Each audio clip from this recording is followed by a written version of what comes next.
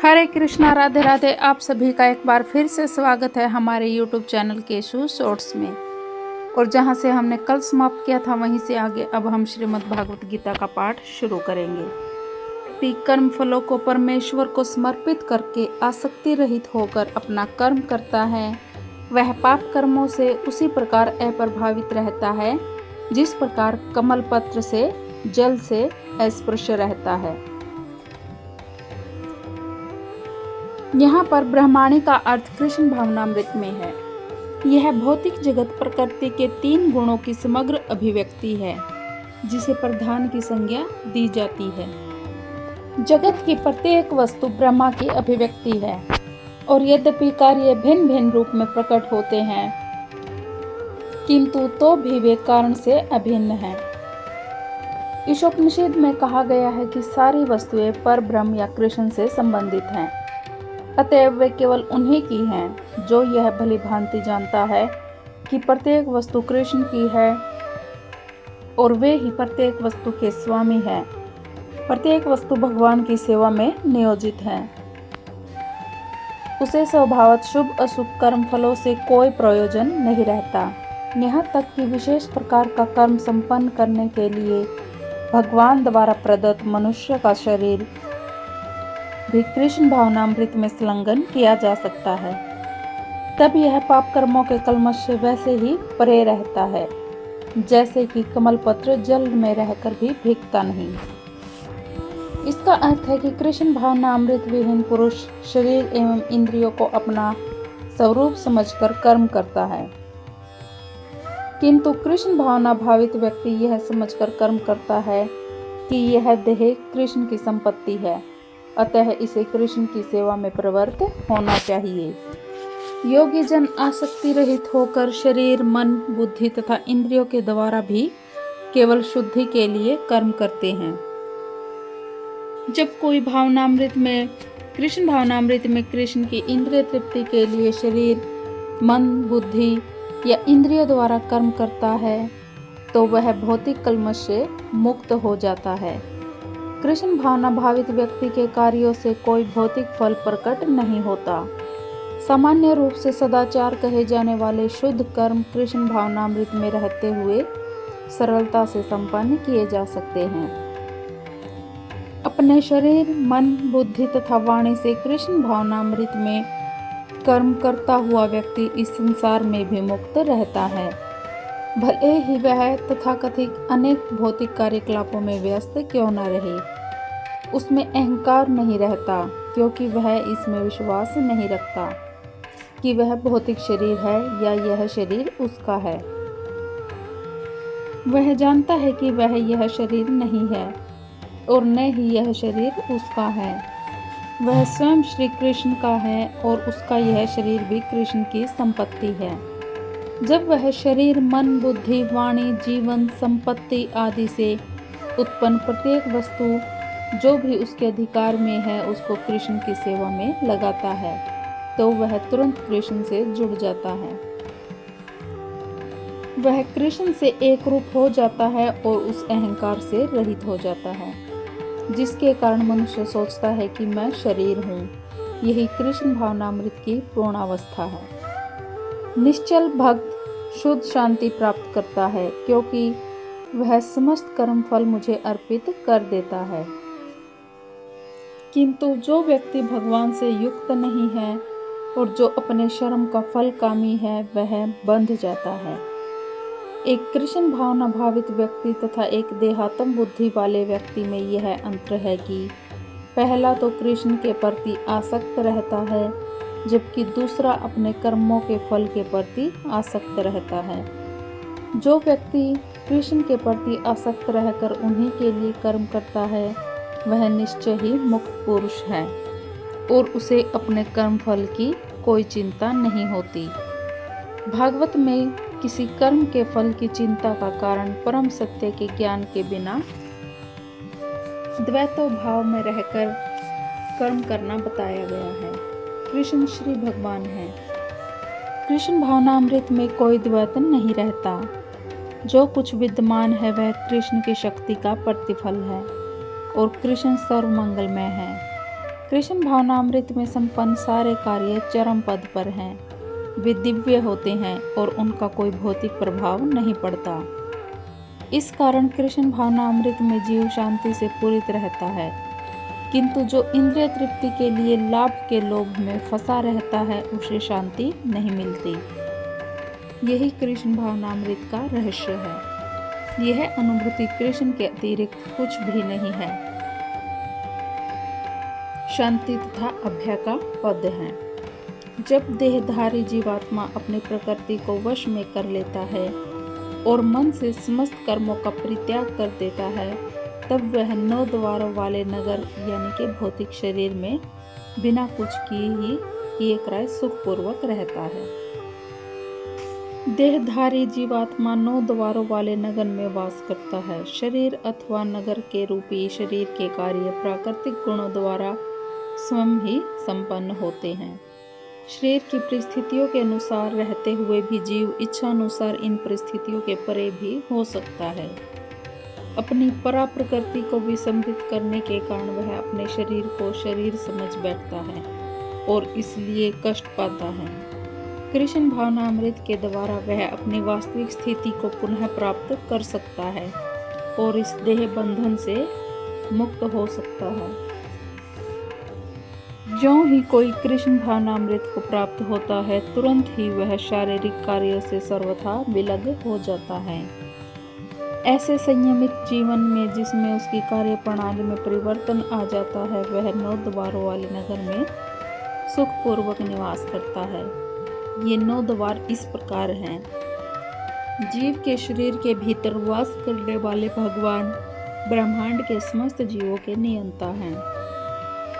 यह शरीर 9 द्वारों, 2 आँख, 2 नथुने, 2 कान, 1 मुंह, 1 गुदा तथा उपस्थ से युक्त है।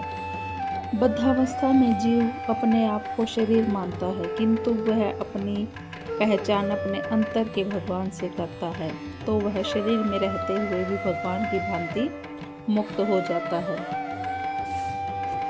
शरीर रूपी नगर का स्वामी देहधारी जीवात्मा न तो कर्म का सृजन करता है, न लोगों को कर्म करने के लिए प्रेरित करता है, न ही कर्मफल की रचना करता है। यह सब तो प्रकृति के गुणों द्वारा ही किया जाता है। जैसा कि 7वें अध्याय में आगे बताया जाएगा, जीव तो परमेश्वर की शक्तियों में से एक है, किंतु वह भगवान की अपरा प्रकृति है जो पदार्थ से भिन्न है। संयोगवश परा प्रकृति या जीव अनादिकाल से प्रकृति के संपर्क में रहा है। जिस नाशवान शरीर या भौतिक आवास को वह प्राप्त करता है, वह अनेक कर्मों तथा उनके फलों का कारण है। ऐसे बद्ध वातावरण में रहते हुए मनुष्य अपने आप को शरीर मानकर शरीर के कर्म फलों का भोग करता है और अनंत काल में उपार्जित यह अज्ञान ही शारीरिक सुख दुख का कारण है। ज्यों ही जीव शरीर के कार्यों से अलग हो जाता है, त्यों ही वह कर्म बंधन से भी मुक्त हो जाता है।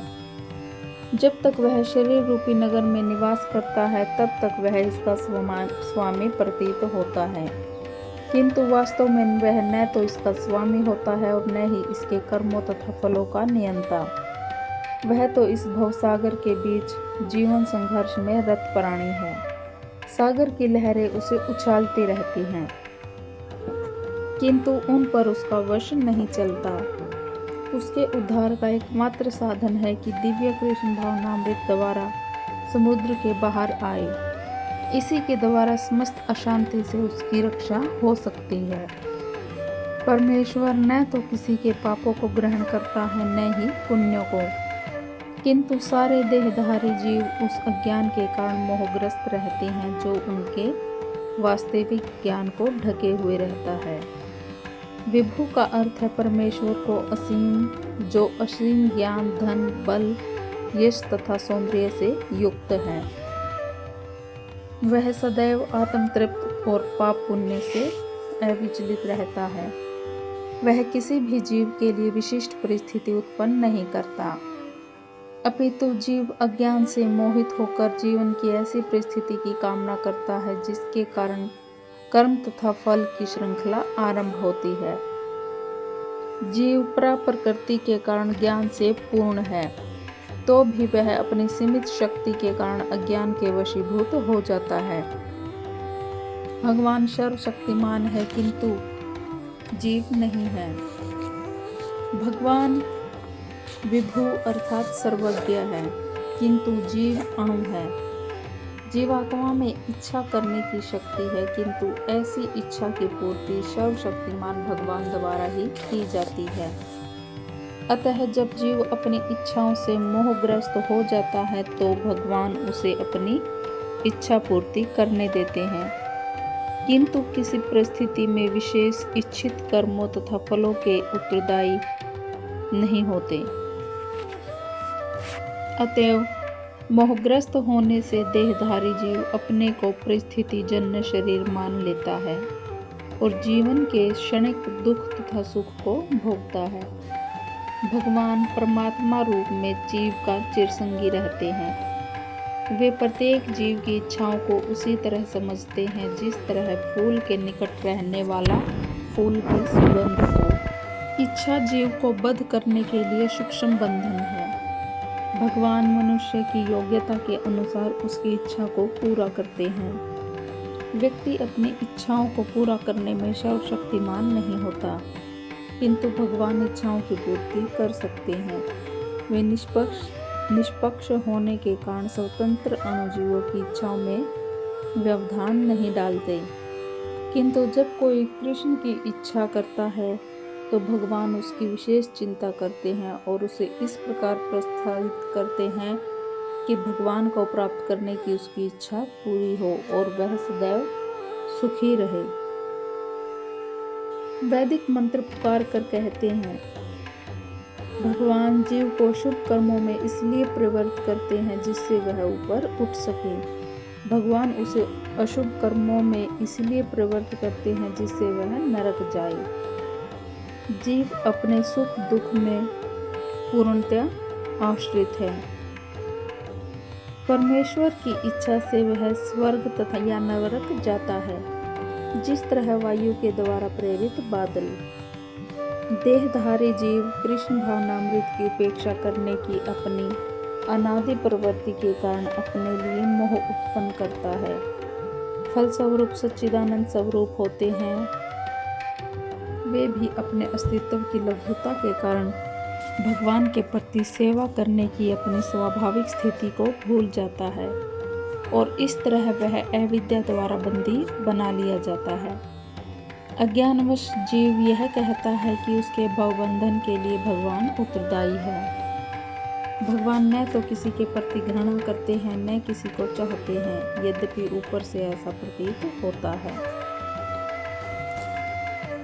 किंतु जब कोई उस ज्ञान से प्रबुद्ध होता है जिसे अविद्या का विनाश होता है तो उसके ज्ञान से सब कुछ उसी तरह प्रकट हो जाता है जैसे दिन में सूर्य से सारी वस्तुएं प्रकाशित हो जाती हैं। जो लोग कृष्ण को भूल गए हैं वे निश्चित रूप से मोहग्रस्त होते हैं, किंतु जो कृष्ण भावना भावित हैं वे नहीं होते। भगवद गीता में कहा गया है कि ज्ञान सदैव सम्मानीय है और वह ज्ञान क्या है? श्री कृष्ण के प्रति आत्मसमर्पण करने पर ही पूर्ण ज्ञान प्राप्त होता है, जैसा कि गीता में कहा गया है। जन्म बीत जाने पर ही पूर्ण ज्ञान प्राप्त करके मनुष्य कृष्ण की शरण में जाता है। जब उसे कृष्ण भावनामृत प्राप्त होता है तो उसे सब कुछ प्रकट होने लगता है। जिस प्रकार सूर्योदय होने पर सारी वस्तुएं दिखने लगती हैं, जीव नाना प्रकार से मोहग्रस्त होता है। जब वह अपने को ईश्वर मानने लगता है तो वह अविद्या के पाश में जा गिरता है। यदि जीव ईश्वर है तो वह अविद्या से कैसे मोहग्रस्त हो सकता है? क्या ईश्वर अविद्या से मोहग्रस्त होता है? यदि ऐसा हो सकता है तो फिर अविद्या या शैतान ईश्वर से बड़ा है। वास्तविक ज्ञान उसी से प्राप्त हो सकता है जो पूर्णतः कृष्ण भावना भावित है। अतः ऐसे प्रामाणिक गुरु की खोज करनी होती है और उसी से सीखना होता है कि कृष्ण भावनामृत क्या है, क्योंकि कृष्ण भावनामृत में सारी विद्या अविद्या उस प्रकार दूर हो जाती है जिस प्रकार सूर्य से अंधकार दूर हो जाता है। भले ही किसी व्यक्ति को इसका पूरा ज्ञान न हो, वह शरीर नहीं अपितु उससे परे है, तो भी हो सकता है कि वह आत्मा तथा परमात्मा में अंतर न कर पाए। किंतु यदि वह पूर्ण प्रमाणिक कृष्ण भावना भावित गुरु की शरण ग्रहण करता है तो वह सब कुछ जान सकता है। ईश्वर के प्रतिनिधि से भेंट होने पर भी ईश्वर तथा ईश्वर के साथ अपने संबंध को सही सही जाना जा सकता है। ईश्वर का प्रतिनिधि कभी भी अपने आप को ईश्वर नहीं कहता, यद्यपि उसका सम्मान ईश्वर की भांति ही किया जाना चाहिए, क्योंकि उसे ईश्वर का ज्ञान होता है। मनुष्य को ईश्वर और जीव के अंतर को समझना होता है। भगवान कृष्ण ने द्वितीय अध्याय में बताया है कि प्रत्येक जीव व्यष्टि है और भगवान भी व्यष्टि हैं। ये सब भूतकाल में व्यष्टि थे, संप्रति भी व्यष्टि है और भविष्य में मुक्त होने पर भी व्यष्टि बने रहेंगे। रात्रि के समय अंधकार में हमें प्रत्येक वस्तु एक सी दिखती है, किंतु दिन में सूर्य के उदय होने पर सारी वस्तुएं अपने अपने वास्तविक रूप में दिखती हैं। आध्यात्मिक जीवन में व्यष्टि की पहचान ही वास्तविक ज्ञान है। कर्म फलों को परमेश्वर को समर्पित करके आसक्ति रहित होकर अपना कर्म करता है, वह पाप कर्मों से उसी प्रकार अप्रभावित रहता है जिस प्रकार कमल पत्र से जल से अस्पृश्य रहता है। यहाँ पर ब्रह्माणी का अर्थ कृष्ण भावनामृत में है। यह भौतिक जगत प्रकृति के 3 गुणों की समग्र अभिव्यक्ति है, जिसे प्रधान की संज्ञा दी जाती है। जगत की प्रत्येक वस्तु ब्रह्मा की अभिव्यक्ति है और यद्यपि कार्य भिन्न भिन्न रूप में प्रकट होते हैं, किंतु तो भी वे कारण से अभिन्न हैं। ईशोपनिषद में कहा गया है कि सारी वस्तुएं पर ब्रह्म या कृष्ण से संबंधित हैं, अतएव वे केवल उन्हीं की हैं जो यह भली भांति जानता है कि प्रत्येक वस्तु कृष्ण की है और वे ही प्रत्येक वस्तु के स्वामी हैं। प्रत्येक वस्तु भगवान की सेवा में नियोजित है। उसे स्वभावतः शुभ अशुभ कर्म फलों से कोई प्रयोजन नहीं रहता। यहाँ तक कि विशेष प्रकार का कर्म संपन्न करने के लिए भगवान द्वारा प्रदत्त मनुष्य का शरीर भी कृष्ण भावनामृत में संलग्न किया जा सकता है।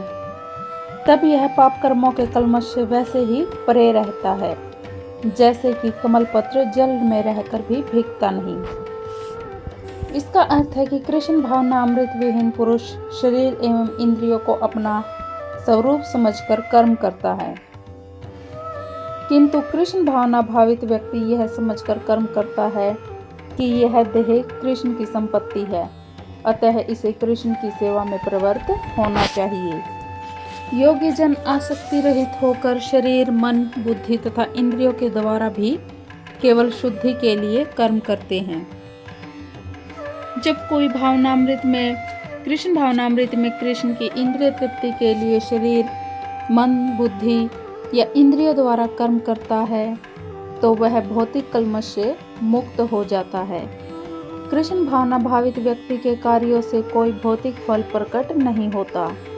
सामान्य रूप से सदाचार कहे जाने वाले शुद्ध कर्म कृष्ण भावनामृत में रहते हुए सरलता से संपन्न किए जा सकते हैं। अपने शरीर, मन, बुद्धि तथा वाणी से कृष्ण भावनामृत में कर्म करता हुआ व्यक्ति इस संसार में भी मुक्त रहता है, भले ही वह तथाकथित अनेक भौतिक कार्यकलापों में व्यस्त क्यों न रहे। उसमें अहंकार नहीं रहता, क्योंकि वह इसमें विश्वास नहीं रखता कि वह भौतिक शरीर है या यह शरीर उसका है।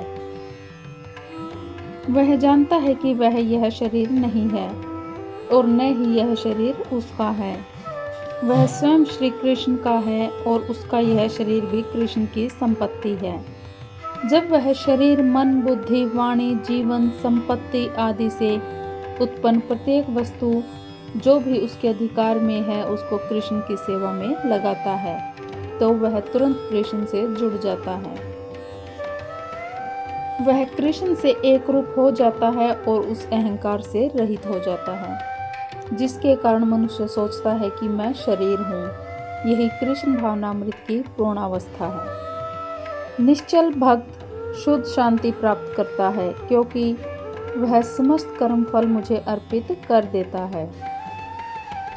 किंतु जो व्यक्ति भगवान से युक्त नहीं है और जो अपने कर्म का फल कामी है, वह बंध जाता है।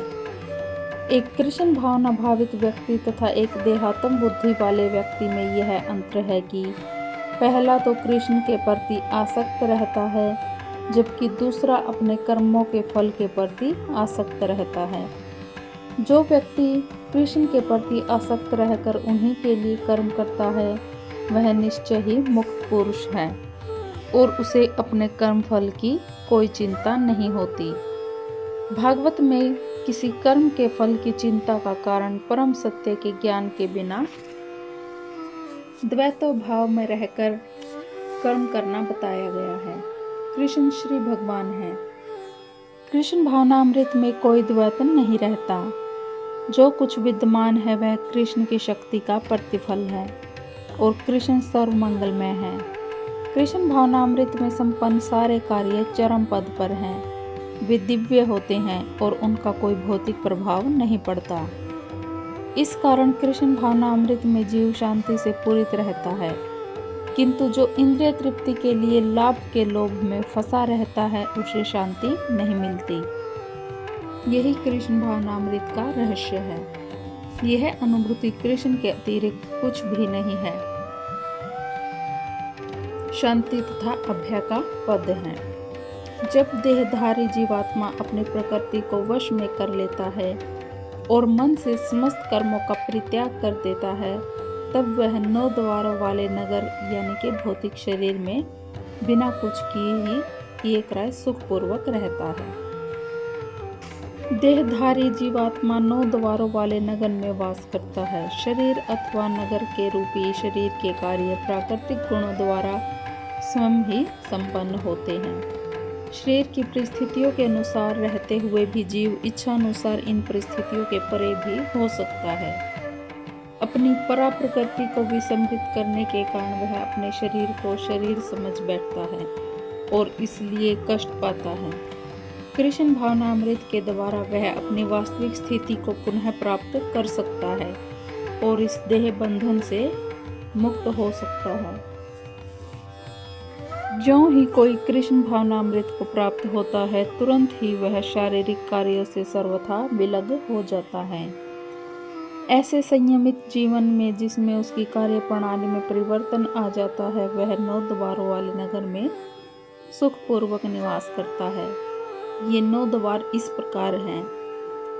जीव के शरीर के भीतर वास करने वाले भगवान ब्रह्मांड के समस्त जीवों के नियंता हैं। यह शरीर 9 द्वारों, 2 आँख, 2 नथुने, 2 कान, 1 मुंह, 1 गुदा तथा उपस्थ से युक्त है। बद्धावस्था में जीव अपने आप को शरीर मानता है, किंतु वह अपनी पहचान अपने अंतर के भगवान से करता है, तो वह शरीर में रहते हुए भी भगवान की भांति मुक्त हो जाता है। शरीर रूपी नगर का स्वामी देहधारी जीवात्मा न तो कर्म का सृजन करता है, न लोगों को कर्म करने के लिए प्रेरित करता है, न ही कर्मफल की रचना करता है। यह सब तो प्रकृति के गुणों द्वारा ही किया जाता है। जैसा कि 7वें अध्याय में आगे बताया जाएगा, जीव तो परमेश्वर की शक्तियों में से एक है, किंतु वह भगवान की अपरा प्रकृति है जो पदार्थ से भिन्न है। संयोगवश परा प्रकृति या जीव अनादिकाल से प्रकृति के संपर्क में रहा है। जिस नाशवान शरीर या भौतिक आवास को वह प्राप्त करता है, वह अनेक कर्मों तथा उनके फलों का कारण है। ऐसे बद्ध वातावरण में रहते हुए मनुष्य अपने आप को शरीर मानकर शरीर के कर्म फलों का भोग करता है और अनंत काल में उपार्जित यह अज्ञान ही शारीरिक सुख दुख का कारण है। ज्यों ही जीव शरीर के कार्यों से अलग हो जाता है, त्यों ही वह कर्म बंधन से भी मुक्त हो जाता है। जब तक वह शरीर रूपी नगर में निवास करता है, तब तक वह इसका स्वामी प्रतीत होता है, किंतु वास्तव में वह न तो इसका स्वामी होता है और न ही इसके कर्मों तथा फलों का नियंता। वह तो इस भवसागर के बीच जीवन संघर्ष में रत प्राणी है। सागर की लहरें उसे उछालती रहती हैं, किंतु उन पर उसका वश नहीं चलता। उसके उद्धार का एकमात्र साधन है कि दिव्य कृष्ण भावनामृत द्वारा समुद्र के बाहर आए। इसी के द्वारा समस्त अशांति से उसकी रक्षा हो सकती है। परमेश्वर न तो किसी के पापों को ग्रहण करता है न ही पुण्यों को, किंतु सारे देहधारी जीव उस अज्ञान के कारण मोहग्रस्त रहते हैं जो उनके वास्तविक ज्ञान को ढके हुए रहता है। विभु का अर्थ है परमेश्वर को असीम, जो असीम ज्ञान, धन, बल, यश तथा सौंदर्य से युक्त है। वह सदैव आत्मतृप्त और पाप पुण्य से अविचलित रहता है। वह किसी भी जीव के लिए विशिष्ट परिस्थिति उत्पन्न नहीं करता, अपितु जीव अज्ञान से मोहित होकर जीवन की ऐसी परिस्थिति की कामना करता है जिसके कारण कर्म तथा फल की श्रृंखला आरंभ होती है। जीव प्रकृति के कारण ज्ञान से पूर्ण है, तो भी वह अपनी सीमित शक्ति के कारण अज्ञान के वशीभूत हो जाता है। भगवान सर्वशक्तिमान है किंतु जीव नहीं है। भगवान विभु अर्थात सर्वज्ञ है, किंतु जीव अणु है। जीवात्मा में इच्छा करने की शक्ति है, किंतु ऐसी इच्छा की पूर्ति सर्वशक्तिमान भगवान द्वारा ही की जाती है। अतः जब जीव अपनी इच्छाओं से मोहग्रस्त हो जाता है तो भगवान उसे अपनी इच्छा पूर्ति करने देते हैं, किंतु किसी परिस्थिति में विशेष इच्छित कर्मों तथा फलों के उत्तरदायी नहीं होते। अतएव मोहग्रस्त होने से देहधारी जीव अपने को परिस्थिति जन्य शरीर मान लेता है और जीवन के क्षणिक दुख तथा सुख को भोगता है।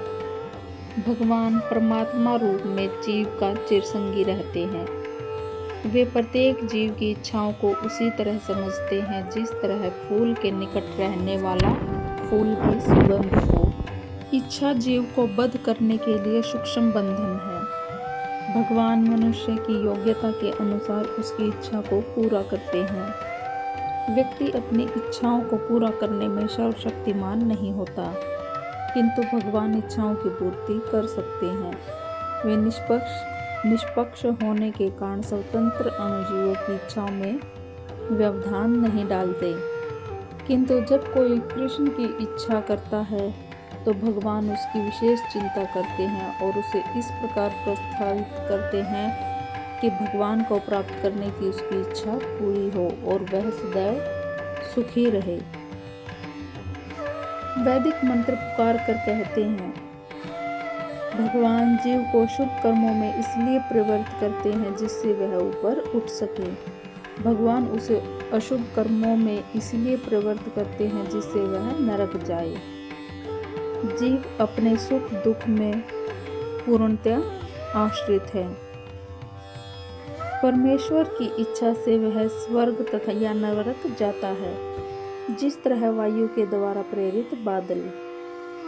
देहधारी जीव कृष्ण भावनामृत की उपेक्षा करने की अपनी अनादि प्रवृत्ति के कारण अपने लिए मोह उत्पन्न करता है। फलस्वरूप सच्चिदानंद स्वरूप होते हैं, वे भी अपने अस्तित्व की लघुता के कारण भगवान के प्रति सेवा करने की अपनी स्वाभाविक स्थिति को भूल जाता है और इस तरह वह अविद्या द्वारा बंदी बना लिया जाता है। अज्ञानवश जीव यह कहता है कि उसके भवबंधन के लिए भगवान उत्तरदायी है। भगवान न तो किसी के प्रति घृणा करते हैं न किसी को चाहते हैं, यद्यपि ऊपर से ऐसा प्रतीत होता है। किंतु जब कोई उस ज्ञान से प्रबुद्ध होता है जिसे अविद्या का विनाश होता है, तो उसके ज्ञान से सब कुछ उसी तरह प्रकट हो जाता है जैसे दिन में सूर्य से सारी वस्तुएं प्रकाशित हो जाती हैं। जो लोग कृष्ण को भूल गए हैं वे निश्चित रूप से मोहग्रस्त होते हैं, किंतु जो कृष्ण भावना भावित हैं वे नहीं होते। भगवद गीता में कहा गया है कि ज्ञान सदैव सम्मानीय है, और वह ज्ञान क्या है? श्री कृष्ण के प्रति आत्मसमर्पण करने पर ही पूर्ण ज्ञान प्राप्त होता है।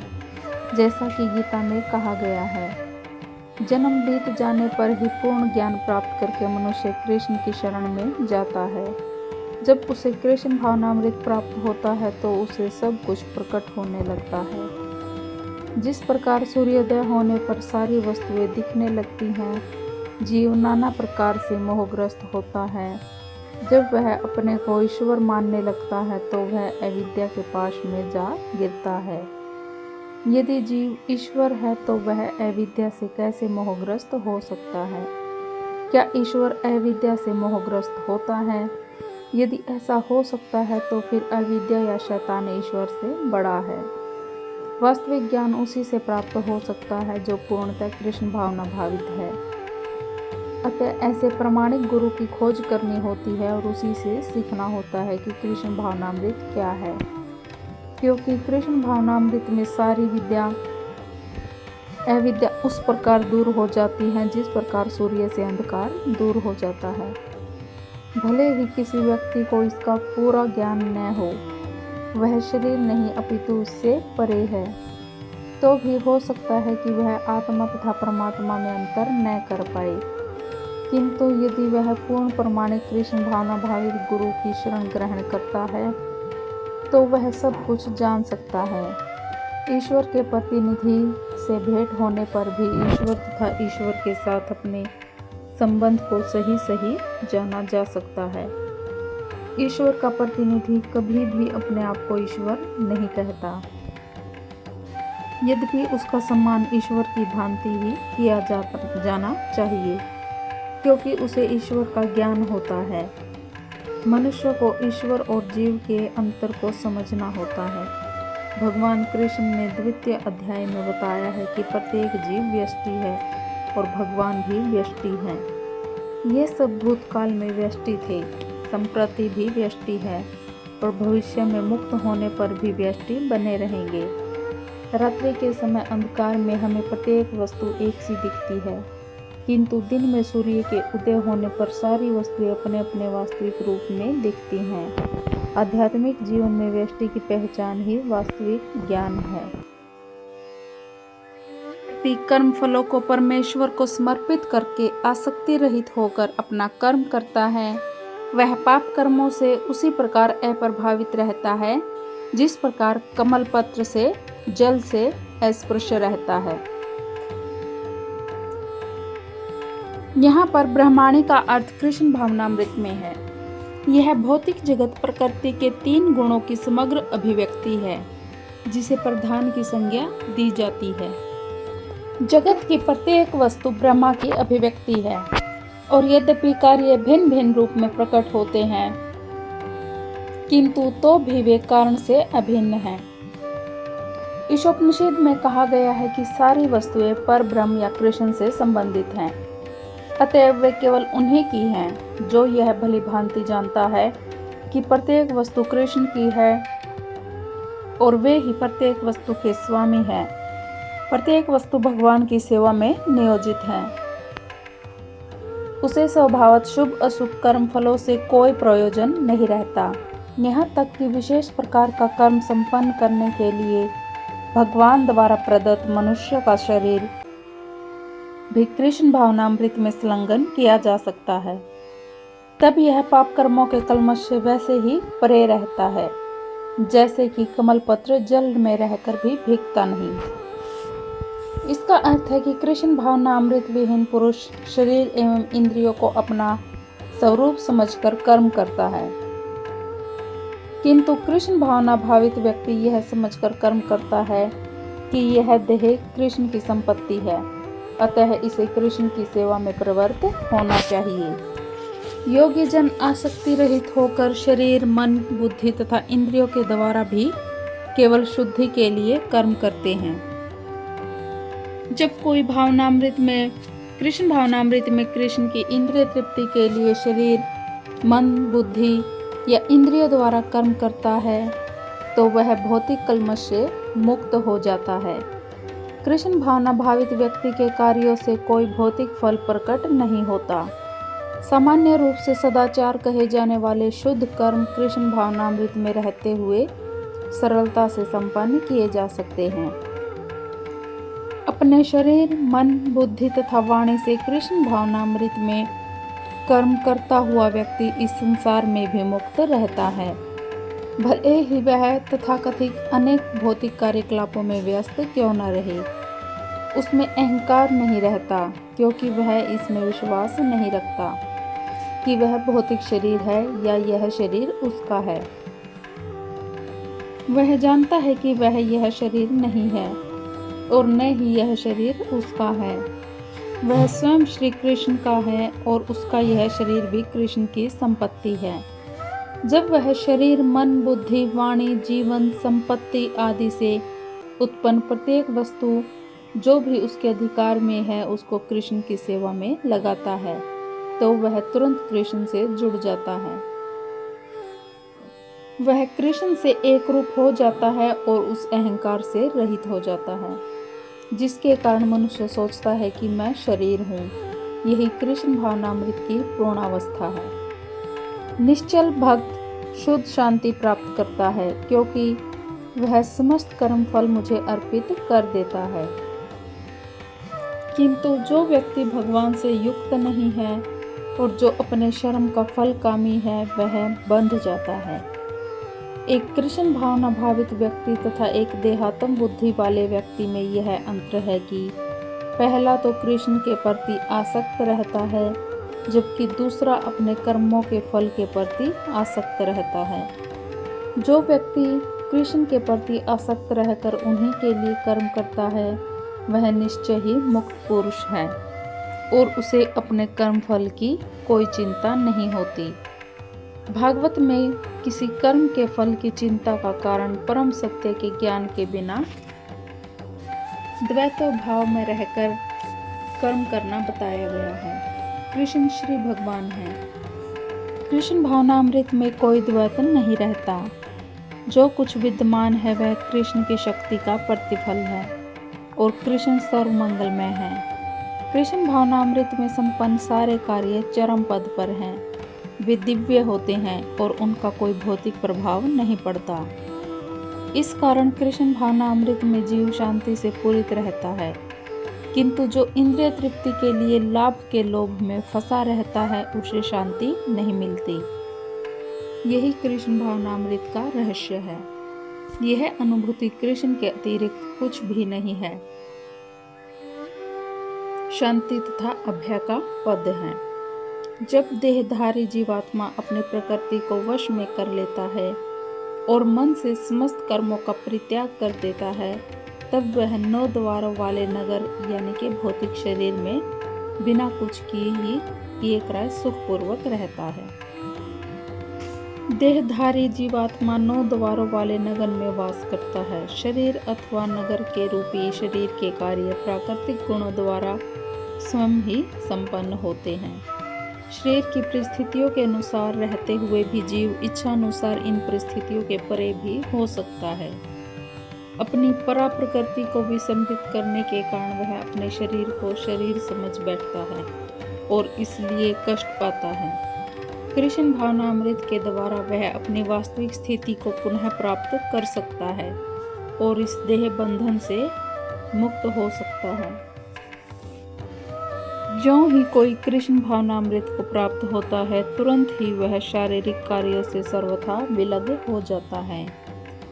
ऐसे संयमित जीवन में जिसमें उसकी कार्य प्रणाली में परिवर्तन आ जाता है, वह 9 द्वारों वाले नगर में सुखपूर्वक निवास करता है। ये 9 द्वार इस प्रकार हैं। जीव के शरीर के भीतर वास करने वाले भगवान ब्रह्मांड के समस्त जीवों के नियंता हैं। यह शरीर 9 द्वारों, 2 आँख, 2 नथुने, 2 कान, 1 मुंह, 1 गुदा तथा उपस्थ से युक्त है।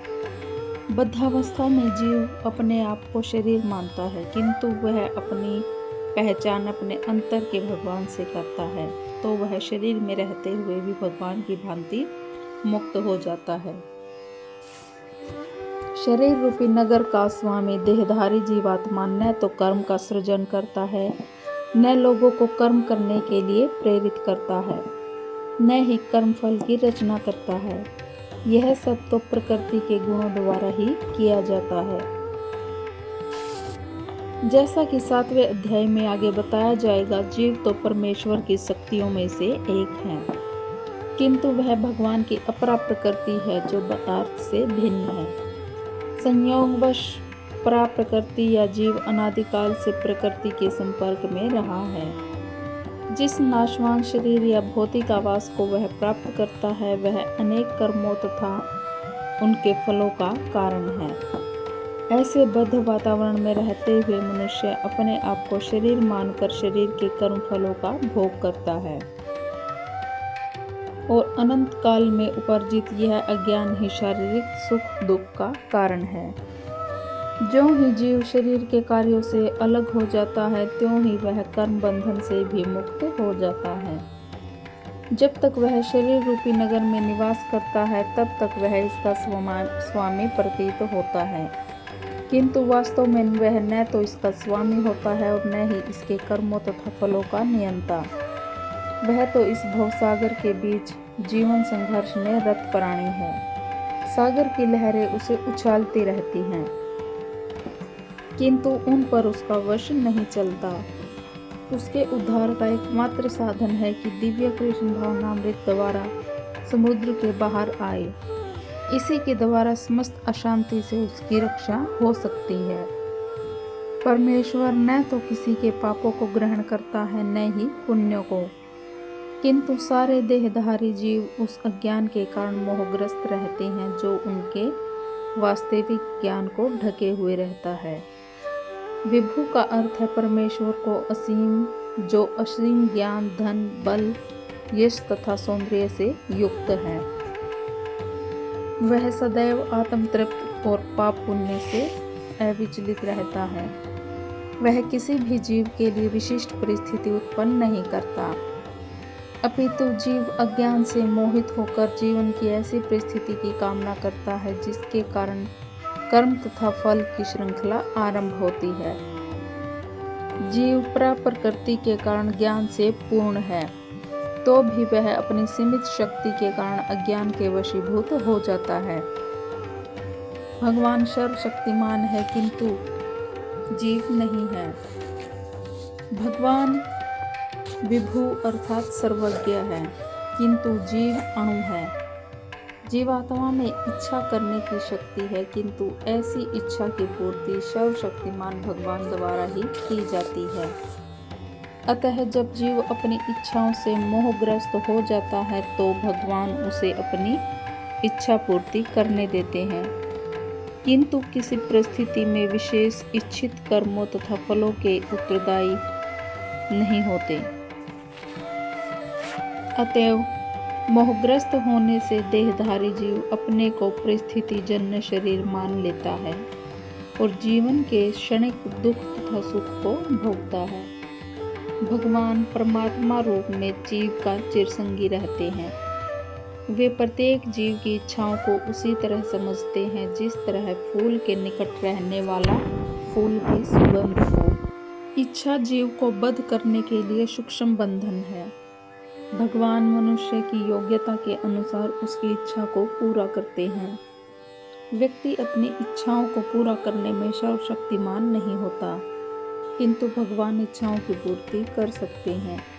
वे निष्पक्ष होने के कारण स्वतंत्र अणुजीवों की इच्छाओं में व्यवधान नहीं डालते, किंतु जब कोई कृष्ण की इच्छा करता है तो भगवान उसकी विशेष चिंता करते हैं और उसे इस प्रकार प्रोत्साहित करते हैं कि भगवान को प्राप्त करने की उसकी इच्छा पूरी हो और वह सदैव सुखी रहे। वैदिक मंत्र पुकार कर कहते हैं, भगवान जीव को शुभ कर्मों में इसलिए प्रवृत्त करते हैं जिससे वह ऊपर उठ सके। भगवान उसे अशुभ कर्मों में इसलिए प्रवृत्त करते हैं जिससे वह नरक जाए। जीव अपने सुख दुख में पूर्णतः आश्रित है। परमेश्वर की इच्छा से वह स्वर्ग तथा या नरक जाता है। जिस तरह वायु के द्वारा प्रेरित बादल। देहधारी जीव कृष्ण भावनामृत की उपेक्षा करने की अपनी अनादि प्रवृत्ति के कारण अपने लिए मोह उत्पन्न करता है। फलस्वरूप सच्चिदानंद स्वरूप होते हैं वे भी अपने अस्तित्व की लघुता के कारण भगवान के प्रति सेवा करने की अपनी स्वाभाविक स्थिति को भूल जाता है और इस तरह वह अविद्या द्वारा बंदी बना लिया जाता है। अज्ञानवश जीव यह कहता है कि उसके भवबंधन के लिए भगवान उत्तरदायी है। भगवान न तो किसी के प्रति घृणा करते हैं न किसी को चाहते हैं, यद्यपि ऊपर से ऐसा प्रतीत होता है। किंतु जब कोई उस ज्ञान से प्रबुद्ध होता है जिसे अविद्या का विनाश होता है तो उसके ज्ञान से सब कुछ उसी तरह प्रकट हो जाता है जैसे दिन में सूर्य से सारी वस्तुएं प्रकाशित हो जाती हैं। जो लोग कृष्ण को भूल गए हैं वे निश्चित रूप से मोहग्रस्त होते हैं, किंतु जो कृष्ण भावना भावित हैं वे नहीं होते। भगवद गीता में कहा गया है कि ज्ञान सदैव सम्मानीय है और वह ज्ञान क्या है? श्री कृष्ण के प्रति आत्मसमर्पण करने पर ही पूर्ण ज्ञान प्राप्त होता है, जैसा कि गीता में कहा गया है। जन्म बीत जाने पर ही पूर्ण ज्ञान प्राप्त करके मनुष्य कृष्ण की शरण में जाता है। जब उसे कृष्ण भावनामृत प्राप्त होता है तो उसे सब कुछ प्रकट होने लगता है। जिस प्रकार सूर्योदय होने पर सारी वस्तुएं दिखने लगती हैं, जीव नाना प्रकार से मोहग्रस्त होता है। जब वह अपने को ईश्वर मानने लगता है तो वह अविद्या के पाश में जा गिरता है। यदि जीव ईश्वर है तो वह अविद्या से कैसे मोहग्रस्त हो सकता है? क्या ईश्वर अविद्या से मोहग्रस्त होता है? यदि ऐसा हो सकता है तो फिर अविद्या या शैतान ईश्वर से बड़ा है। वास्तविक ज्ञान उसी से प्राप्त हो सकता है जो पूर्णतः कृष्ण भावना भावित है। अतः ऐसे प्रामाणिक गुरु की खोज करनी होती है और उसी से सीखना होता है कि कृष्ण भावनामृत क्या है, क्योंकि कृष्ण भावनामृत में सारी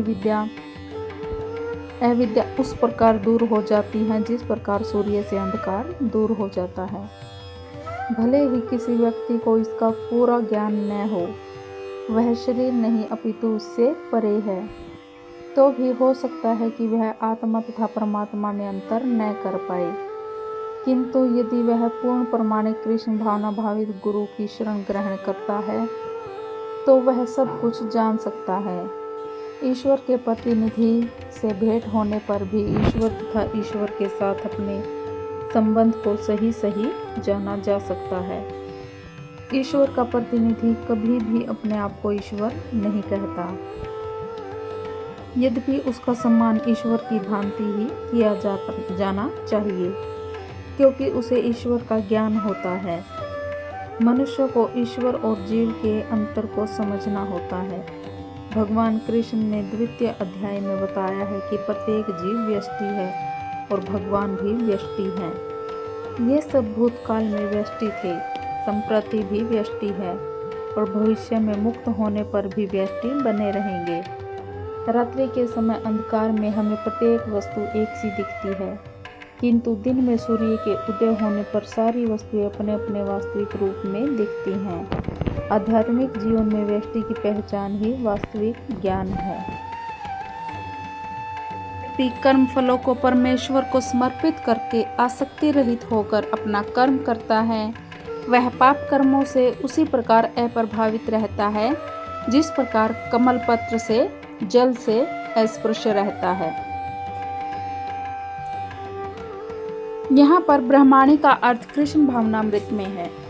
यह भौतिक जगत प्रकृति के 3 गुणों की समग्र अभिव्यक्ति है जिसे प्रधान की संज्ञा दी जाती है। जगत की प्रत्येक वस्तु ब्रह्मा की अभिव्यक्ति है और यद्यपि कार्य भिन्न भिन्न रूप में प्रकट होते हैं, किंतु तो भी वे कारण से अभिन्न हैं। ईशोपनिषद में कहा गया है कि सारी वस्तुएं पर ब्रह्म या कृष्ण से संबंधित हैं, अतएव वे केवल उन्हीं की हैं जो यह भली भांति जानता है कि प्रत्येक वस्तु कृष्ण की है और वे ही प्रत्येक वस्तु के स्वामी हैं। प्रत्येक वस्तु भगवान की सेवा में नियोजित है। उसे स्वभावतः शुभ अशुभ कर्म फलों से कोई प्रयोजन नहीं रहता। यहाँ तक कि विशेष प्रकार का कर्म संपन्न करने के लिए भगवान द्वारा प्रदत्त मनुष्य का शरीर भी कृष्ण भावनामृत में संलग्न किया जा सकता है। तब यह पाप कर्मों के कलमश से वैसे ही परे रहता है जैसे कि कमल पत्र जल में रहकर भी भीगता नहीं। इसका अर्थ है कि कृष्ण भावनामृत विहीन पुरुष शरीर एवं इंद्रियों को अपना स्वरूप समझकर कर्म करता है, किंतु कृष्ण भावना भावित व्यक्ति यह समझकर कर्म करता है कि यह देह कृष्ण की संपत्ति है, अतः इसे कृष्ण की सेवा में प्रवृत्त होना चाहिए। योगी जन आसक्ति रहित होकर शरीर, मन, बुद्धि तथा इंद्रियों के द्वारा भी केवल शुद्धि के लिए कर्म करते हैं। जब कोई कृष्ण भावनामृत में कृष्ण की इंद्रिय तृप्ति के लिए शरीर, मन, बुद्धि या इंद्रियों द्वारा कर्म करता है तो वह भौतिक कलमश से मुक्त हो जाता है। कृष्ण भावना भावित व्यक्ति के कार्यों से कोई भौतिक फल प्रकट नहीं होता। सामान्य रूप से सदाचार कहे जाने वाले शुद्ध कर्म कृष्ण भावनामृत में रहते हुए सरलता से संपन्न किए जा सकते हैं। अपने शरीर, मन, बुद्धि तथा वाणी से कृष्ण भावनामृत में कर्म करता हुआ व्यक्ति इस संसार में भी मुक्त रहता है, भले ही वह तथाकथित अनेक भौतिक कार्यकलापों में व्यस्त क्यों न रहे। उसमें अहंकार नहीं रहता क्योंकि वह इसमें विश्वास नहीं रखता कि वह भौतिक शरीर है या यह शरीर उसका है। वह जानता है कि वह यह शरीर नहीं है और न ही यह शरीर उसका है। वह स्वयं श्री कृष्ण का है और उसका यह शरीर भी कृष्ण की संपत्ति है। जब वह शरीर, मन, बुद्धि, वाणी, जीवन, संपत्ति आदि से उत्पन्न प्रत्येक वस्तु जो भी उसके अधिकार में है उसको कृष्ण की सेवा में लगाता है तो वह तुरंत कृष्ण से जुड़ जाता है। वह कृष्ण से एक रूप हो जाता है और उस अहंकार से रहित हो जाता है जिसके कारण मनुष्य सोचता है कि मैं शरीर हूँ। यही कृष्ण भावनामृत की पूर्णावस्था है। निश्चल भक्त शुद्ध शांति प्राप्त करता है क्योंकि वह समस्त कर्म फल मुझे अर्पित कर देता है। किंतु जो व्यक्ति भगवान से युक्त नहीं है और जो अपने कर्म का फल कामी है वह बंध जाता है। एक कृष्ण भावना भावित व्यक्ति तथा एक देहात्म बुद्धि वाले व्यक्ति में यह अंतर है कि पहला तो कृष्ण के प्रति आसक्त रहता है जबकि दूसरा अपने कर्मों के फल के प्रति आसक्त रहता है। जो व्यक्ति कृष्ण के प्रति आसक्त रहकर उन्हीं के लिए कर्म करता है वह निश्चय ही मुक्त पुरुष है और उसे अपने कर्म फल की कोई चिंता नहीं होती। भागवत में किसी कर्म के फल की चिंता का कारण परम सत्य के ज्ञान के बिना द्वैत भाव में रहकर कर्म करना बताया गया है। कृष्ण श्री भगवान है। कृष्ण भावनामृत में कोई द्वैत नहीं रहता। जो कुछ विद्यमान है वह कृष्ण की शक्ति का प्रतिफल है और कृष्ण सर्वमंगलमय है। कृष्ण भावनामृत में संपन्न सारे कार्य चरम पद पर हैं। वे दिव्य होते हैं और उनका कोई भौतिक प्रभाव नहीं पड़ता। इस कारण कृष्ण भावनामृत में जीव शांति से पूरित रहता है, किंतु जो इंद्रिय तृप्ति के लिए लाभ के लोभ में फंसा रहता है उसे शांति नहीं मिलती। यही कृष्ण भावनामृत का रहस्य है। यह अनुभूति कृष्ण के अतिरिक्त कुछ भी नहीं है। शांति तथा अभय का पद है। जब देहधारी जीवात्मा अपनी प्रकृति को वश में कर लेता है और मन से समस्त कर्मों का परित्याग कर देता है तब वह 9 द्वारों वाले नगर यानी कि भौतिक शरीर में बिना कुछ किए कराए सुखपूर्वक रहता है। देहधारी जीवात्मा 9 द्वारों वाले नगर में वास करता है। शरीर अथवा नगर के रूपी शरीर के कार्य प्राकृतिक गुणों द्वारा स्वयं ही संपन्न होते हैं। शरीर की परिस्थितियों के अनुसार रहते हुए भी जीव इच्छा अनुसार इन परिस्थितियों के परे भी हो सकता है। अपनी परा प्रकृति को विसर्जित करने के कारण वह अपने शरीर को शरीर समझ बैठता है और इसलिए कष्ट पाता है। कृष्ण भावनामृत के द्वारा वह अपनी वास्तविक स्थिति को पुनः प्राप्त कर सकता है और इस देह बंधन से मुक्त हो सकता है। ज्यों ही कोई कृष्ण भावनामृत को प्राप्त होता है, तुरंत ही वह शारीरिक कार्यों से सर्वथा विलग हो जाता है। ऐसे संयमित जीवन में जिसमें उसकी कार्य प्रणाली में परिवर्तन आ जाता है, वह 9 द्वारों वाले नगर में सुखपूर्वक निवास करता है। ये 9 द्वार इस प्रकार हैं। जीव के शरीर के भीतर वास करने वाले भगवान ब्रह्मांड के समस्त जीवों के नियंता हैं। यह शरीर 9 द्वारों, 2 आँख, 2 नथुने, 2 कान, 1 मुंह, 1 गुदा तथा उपस्थ से युक्त है। बद्धावस्था में जीव अपने आप को शरीर मानता है, किंतु वह अपनी पहचान अपने अंतर के भगवान से करता है, तो वह शरीर में रहते हुए भी भगवान की भांति मुक्त हो जाता है। शरीर रूपी नगर का स्वामी देहधारी जीवात्मा न तो कर्म का सृजन करता है, न लोगों को कर्म करने के लिए प्रेरित करता है, न ही कर्मफल की रचना करता है। यह सब तो प्रकृति के गुणों द्वारा ही किया जाता है। जैसा कि 7वें अध्याय में आगे बताया जाएगा, जीव तो परमेश्वर की शक्तियों में से एक है, किंतु वह भगवान की अपरा प्रकृति है जो पदार्थ से भिन्न है। संयोगवश परा प्रकृति या जीव अनादिकाल से प्रकृति के संपर्क में रहा है। जिस नाशवान शरीर या भौतिक आवास को वह प्राप्त करता है, वह अनेक कर्मों तथा उनके फलों का कारण है। ऐसे बद्ध वातावरण में रहते हुए मनुष्य अपने आप को शरीर मानकर शरीर के कर्म फलों का भोग करता है और अनंत काल में उपार्जित यह अज्ञान ही शारीरिक सुख दुख का कारण है। ज्यों ही जीव शरीर के कार्यों से अलग हो जाता है, त्यों ही वह कर्म बंधन से भी मुक्त हो जाता है। जब तक वह शरीर रूपी नगर में निवास करता है, तब तक वह इसका स्वामी प्रतीत होता है, किंतु वास्तव में वह न तो इसका स्वामी होता है और न ही इसके कर्मों तथा फलों का नियंता। वह तो इस भवसागर के बीच जीवन संघर्ष में रत प्राणी है। सागर की लहरें उसे उछालती रहती हैं, किंतु उन पर उसका वश नहीं चलता।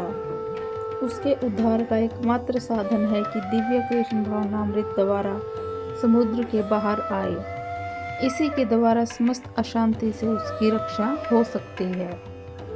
परमेश्वर न तो किसी के पापों को ग्रहण करता है, न ही पुण्यों को, किंतु सारे देहधारी जीव उस अज्ञान के कारण मोहग्रस्त रहते हैं जो उनके वास्तविक ज्ञान को ढके हुए रहता है। विभु का अर्थ है परमेश्वर को असीम, जो असीम ज्ञान, धन, बल, यश तथा सौंदर्य से युक्त है। वह सदैव आत्मतृप्त और पाप पुण्य से अविचलित रहता है। वह किसी भी जीव के लिए विशिष्ट परिस्थिति उत्पन्न नहीं करता, अपितु जीव अज्ञान से मोहित होकर जीवन की ऐसी परिस्थिति की कामना करता है जिसके कारण कर्म तथा फल की श्रृंखला आरंभ होती है। जीव प्रकृति के कारण ज्ञान से पूर्ण है, तो भी वह अपनी सीमित शक्ति के कारण अज्ञान के वशीभूत हो जाता है। भगवान सर्वशक्तिमान है, किंतु जीव नहीं है। भगवान विभु अर्थात सर्वज्ञ है, किंतु जीव अणु है। जीवात्मा में इच्छा करने की शक्ति है, किंतु ऐसी इच्छा की पूर्ति सर्वशक्तिमान भगवान द्वारा ही की जाती है। अतः जब जीव अपनी इच्छाओं से मोहग्रस्त हो जाता है, तो भगवान उसे अपनी इच्छा पूर्ति करने देते हैं, किंतु किसी परिस्थिति में विशेष इच्छित कर्मों तथा फलों के उत्तरदायी नहीं होते। अतएव मोहग्रस्त होने से देहधारी जीव अपने को परिस्थिति जन्य शरीर मान लेता है और जीवन के क्षणिक दुख तथा सुख को भोगता है। भगवान परमात्मा रूप में जीव का चिरसंगी रहते हैं। वे प्रत्येक जीव की इच्छाओं को उसी तरह समझते हैं जिस तरह फूल के निकट रहने वाला फूल की सुगंध हो। इच्छा जीव को बद्ध करने के लिए सूक्ष्म बंधन है। भगवान मनुष्य की योग्यता के अनुसार उसकी इच्छा को पूरा करते हैं। व्यक्ति अपनी इच्छाओं को पूरा करने में सर्वशक्तिमान नहीं होता, किंतु भगवान इच्छाओं की पूर्ति कर सकते हैं। वे निष्पक्ष होने के कारण स्वतंत्र अणुजीवों की इच्छाओं में व्यवधान नहीं डालते, किंतु जब कोई कृष्ण की इच्छा करता है